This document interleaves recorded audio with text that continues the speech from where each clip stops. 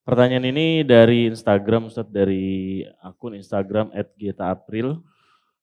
Ramai di sosial media Ustadz mengenai suami di KDRT oleh istri. Ini ada agak kebalik memang. Biasanya istri di KDRT, ini suaminya di KDRT. Mungkin ahli bela diri istri. Petinju kayaknya Ustadz. Nah, informasi yang beredar ini dikarenakan sang suami tidak memberikan nafkah untuk istrinya. Dan menurut keluarga sang suami, si istri juga memiliki tabiat yang tidak baik. Kabarnya mereka kenal berawal dari dating apps atau aplikasi kencan. Dan mungkin kurang saling mengenal satu sama lain. Poin pertanyaannya di sini adalah bagaimana kita seorang laki-laki ataupun seorang wanita bisa mengetahui karakter masing-masing calon pasangan kita, Ustaz. Tafadhol, Ustaz. Baik, yang pertama begini teman-teman sekalian.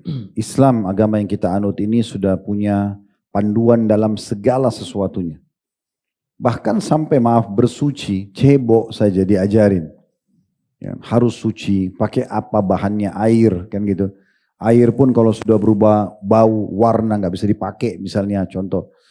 Sampai pada hal yang besar, beribadah kepada Allah Subhanahu wa taala. Di antaranya adalah dipanduhnya kita untuk memilih calon pasangan. Kan sudah diingatkan masalah itu dalam agama. Selama kita tidak menggunakan teori agama berarti kita siap terima resikonya. Kayak tadi misalnya sengaja bertemu dengan di media kencan. Ini sudah jelas haram dalam Islam. Otomatis gitu kan. Mereka akan berbicara tentang masalah hal-hal yang haram dalam agama. Bahkan mungkin mereka bisa melakukan free sex sebelum menikah misalnya dan seterusnya. Ini melanggar. Dan Nabi SAW sudah ingatkan untuk semua laki-laki. Tungkahul mar'a li arba'a. Wanita dinikahi karena 4 perkara. Umumnya. Lima liha karena hartanya. Wali hasabiha karena keturunannya. Wali jamaliha karena kecantikannya. Wali diniha dan karena agamanya. Fadfar bidhati din taribat yadak. Menikahlah dan pilihlah yang beragama. Hidupmu akan tentram. Nabi SAW sudah kasih kaidahnya. Dasar. Dan wanita solehah di masjid. Di majlis ta'lim. Cari keluarga-keluarga yang baik ya. Dan saya sudah pernah sampaikan di majelis kita ini teori sederhana untuk mencari pasangan tanpa harus pacaran. Bahkan dalam sehari semalam pun kita sudah bisa tentukan dia layak jadi pasangan kita atau tidak. Ada teorinya. Gitu kan kalau kita belajar agama. Namun sebelum saya sampai ke teori itu kita sampaikan juga dalil. Begitu juga dengan wanita. Kata Nabi SAW kepada wanita dan walinya, "Idza ja'akum man tardawna dinahu wa khuluquhu fazawwijuh." Kalau telah datang kepada kalian wahai para wanita dan wahai walinya, laki-laki yang kalian ridhoi agama dan akhlaknya. Bukan kekayaan, bukan ketampanannya, bukan jalur nasabnya, tapi agama dan akhlaknya. Maka nikahkan dia. Terima lamarannya. Kalau cara untuk mengenal pasangan kita, sementara kita tidak pacaran, karena sering kita dengar konsep itu di tengah-tengah masyarakat kita ya. Bagaimana bisa saya menikah sama dia sementara saya belum mengenalnya? Kan itu. Jadi harusnya pacaran dulu, jalan dulu sama-sama, ngobrol dulu, bahkan ya saling cicipi, gitu kan. Lah ya, pelukan dulu, ciuman dulu, segala macam lah. Akhirnya biologis, gitu kan, dan seterusnya. Nah ini berbahaya sekali. Jadi caranya sederhana. Yang pertama adalah nazar syar'i, melihat yang dibolehkan dalam agama. Sebagaimana Nabi SAW bersabda kepada sahabat yang datang ingin menikah, maka Nabi SAW mengatakan, lihatlah sesuatu yang bisa menarikmu untuk menikahinya. Dan itu adalah wajah dan telapak tangan. Cukup. Selesai. Jangan lihat foto ya. Foto itu bisa menipu. Ya. Ada filter sekarang bisa kan? diedit ya dan segala macam. Karena itu ulama masih tekankan di masa kita sekarang agar nazar syar'i itu dilihat dengan mata kepala. Bertemu, lihat langsung. Tentu bukan berdua-duaan. Karena ikhtilat atau berdua ini khalwat itu nggak boleh. Nabi SAW mengatakan kalau laki-laki dan perempuan berdua yang ketiganya syaitan. Sampai ada sahabat yang mengatakan ya Rasulullah bagaimana dengan ipar? Kata Nabi SAW ipar justru kematian. Jadi kita tidak boleh berdua-duaan. Tapi ada walinya. Minta waktu untuk datang, nazar syar'i. Kemudian ada walinya dan di saat itu boleh ngobrol. Ngobrol secara umum. Nanya tentang masalah bagaimana ibadah dia sudah pernah hadir majelis atau tidak. Pertanyaan yang mengarah kepada orang-orang yang kita harapkan menjadi ibu terbaik buat anak-anak kita atau bagi akhwat laki-laki atau ayah yang terbaik buat anak-anak kita nantinya. Maka itu yang pertama, nazar syar'i. Kemudian yang kedua, mengenali keluarga secara global. ini yang saya akan nikahi ini keluarganya secara global seperti apa sih? Pasti orang-orang di sekitar rumahnya tahu, ya, ditahu. Apalagi kalau orang yang punya nama di tengah-tengah masyarakat pasti dikenal. Oh, keluarga ini terkenal keluarga yang pendidikan misalnya. Oh, keluarga ini terkenal keluarga preman, ya misal contoh. Jadi kita tahu, karena itu pasti dikenal ya. Nah, ini contohnya, kita sudah cukup mengetahui secara global sifat keluarga itu. Yang ketiga, kita mengetahui aktivitas dia. Apa aktivitasnya? Kita boleh bertanya. Saya sudah pernah kasih masukan. Yang paling gampang tanya kalau lagi santai, lagi weekend, apa saja kegiatannya. Kok dia cerita saya kalau weekend hadir di pengajian, saya urus orang tua saya. Udah itu sudah cukup jadi tolak ukur. Kan gitu. Tapi kalau dia bilang, oh saya kalau weekend biasa saya ke karaoke, saya ke diskotik, nah sudah antum juga sudah tahu. Terakhir yang keempat istikharah. Makanya para salafus saleh itu kalau mau nikah, hari itu dia tertarik, besok malam itu atau besok sudah jadi suami istri. Karena setelah akad nikah, barulah terjadi proses ta'aruf yang sebenarnya. Kita baru kenalan itu justru setelah akad nikah. Makanya saya pernah kasih contoh itu kan, kadang-kadang ada orang sudah 10 tahun berumah tangga, masih cekcok. Ada kakek-kakek, nenek-nenek masih ribut. Ya. Ada jemaah umroh kami berangkat, sudah tua, berantem terus. Ya, sampai pernah berantem suami istri, kebetulan kamarnya dekat dengan saya, teriak-teriak. Tolong bantu Ustaz, tolong bantu apa ini? Berantem gitu.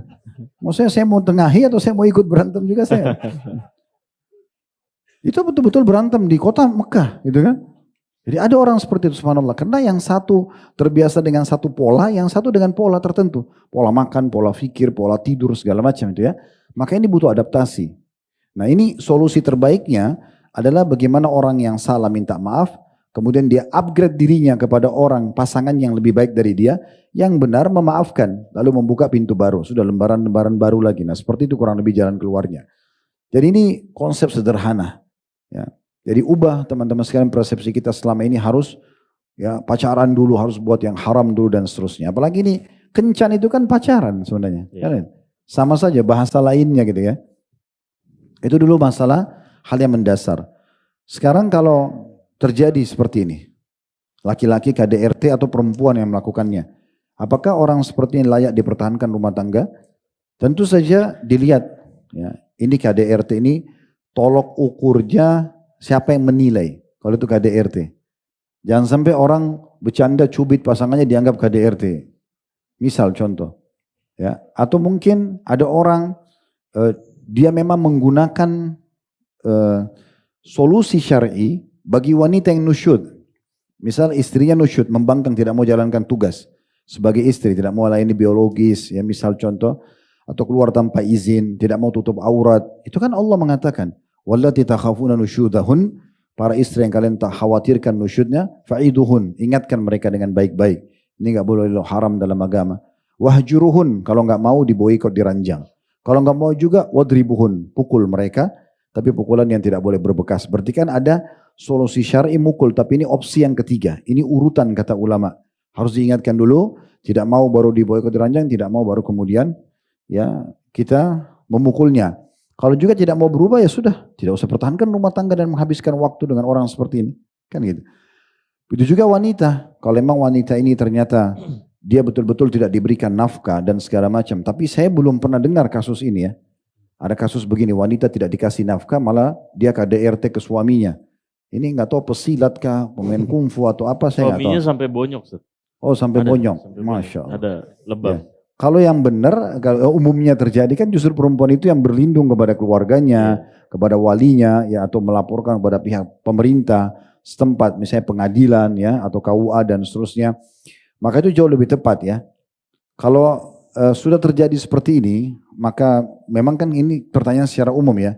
Kalau mau lebih detail harusnya memang dihadirkan kedua belah pihak, kemudian didudukkan lalu dilihat titik permasalahannya. Kalau mereka berdua masih mau memperbaiki, Allah mengatakan fab'atsu hakaman min ahlihi, utuslah orang yang bijaksana dari keluarga si laki-laki, wa hakaman min ahliha, dan orang yang bijaksana dari pihak perempuan. In yurida islah yuwaffiqillahu bainahuma. Kalau dua-duanya mau baikan, Allah akan memberikan kepada mereka jalan keluar ya. Dan kalau mereka pun mau berpisah, yughnillahu kullam min sa'ati. Allah akan berikan masing-masing juga jalan keluarnya, gitu ya. Tentu perceraian dalam Islam hal yang dibenci oleh Allah Subhanahu wa taala, tapi kalau sudah tidak ada titik temu, maka dia akan menjadi solusi tentunya. Ya, jadi solusi.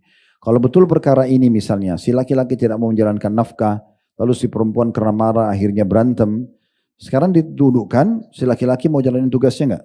Si perempuan ini masih mau enggak jadi istri? Kalau masih mau perbaikin, kalau sudah tidak mau enggak ada gunanya. Enggak ada manfaatnya, maka jalan keluarnya adalah bercerai. Gitu ya. Ini juga perlu digarisbawahi ya. Kita masuk untuk islah atau memperbaiki keadaan dua orang yang sedang bertikai kalau dua-duanya mau memperbaiki keadaan. Kalau enggak percuma. Saya pernah punya pengalaman waktu masih jadi dosen di Makassar waktu itu.